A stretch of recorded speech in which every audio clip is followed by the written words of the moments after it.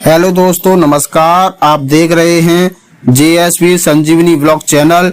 तो दोस्तों, आज मैं आपको मुल्तानी वालों का कूका कफ सिरप के बारे में बताऊंगा।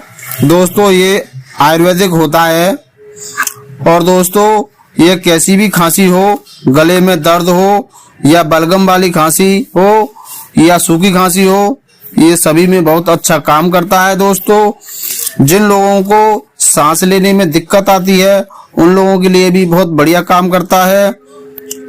और दोस्तों, ये बहुत सारी जड़ी बूटियों से बना होता है, जैसे तुलसी है, वाशा है, कुलंजन है, यष्टि मधु है, पीपली है, जो दोस्तों कफ को बनाने से रोकती है। तो दोस्तों, चैनल को लाइक करो, शेयर करो। Thank you.